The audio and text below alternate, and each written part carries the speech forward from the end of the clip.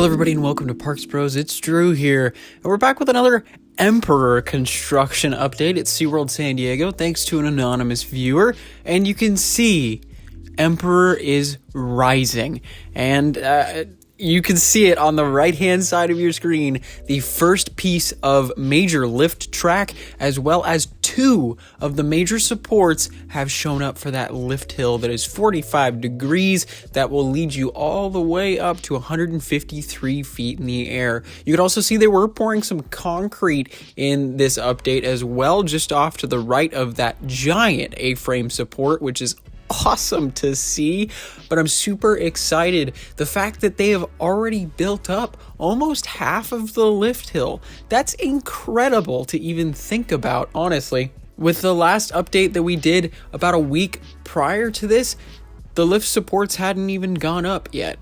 But you can also see how it fits into that skyline next to Electric Eel and Journey to Atlantis, and it honestly fits very well. Not only because the colors go with one another, but just height-wise, it adds another piece of variation in that skyline, and it looks awesome. Here's some cool vantage points from Electric Eel, though. You can definitely see Emperor inside the park, and it wouldn't surprise me if soon SeaWorld is advertising Emperor opening in 2020 throughout the park. And honestly, it would make sense, especially considering that you can see it from about half of the park itself already, and it's not even half as tall as it will be, but it's looking fantastic. You can see they're actually setting up for catwalks eventually on the sides of that lift track, and of course there will be catwalks on that piece of track just in case there is any stop in operation on the lift hill itself. But hopefully by the end of this upcoming week we will see maybe another piece of lift track and maybe some more supports getting the coaster to that 153 foot mark, which would make it the tallest coaster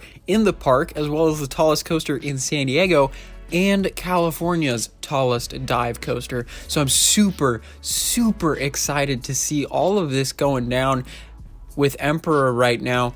But here's a cool look from Journey to Atlantis, and this is actually going to end up being the pathway you will take over to Emperor. And from this vantage point, it's already looking stellar. It really takes over that area already, and once Emperor is open, that gate will be wide open as well, and you'll just walk straight through that way towards the coaster itself, which it's already looking quite breathtaking. But here's a really interesting view from Wild Arctic. If you didn't know, Wild Arctic is a 25-year-old simulation ride along with multiple different exhibits that you can check out, and you don't actually have to ride the ride if you've never been to SeaWorld.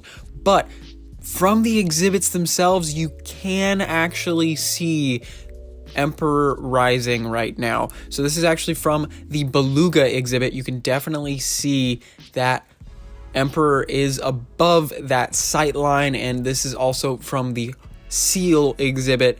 And that is a little worrisome to me because I feel like it definitely could take you out of that immersion that Wild Arctic puts you in a little bit. But hopefully they can do some changes inside Wild Arctic in the near future to potentially block off your view of Emperor itself. But let's move on to Tidal Twister, which opened up this year and has had some troubles, sadly, with being open.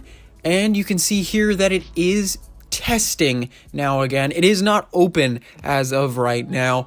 They are still doing some maintenance work on it and everything, but hopefully it'll be reopened very soon. I enjoyed my many rides that I've had on Tidal Twister, but it really is kind of a shame that it has been closed quite frequently in the past couple months. But I do want to say a huge thank you to the anonymous viewer, as well as a huge thank you for watching. I hope you guys have enjoyed these updates as of now, and if you haven't, make sure to subscribe. We're going to have tons more in the future. But until next time, we'll see you on the next ride.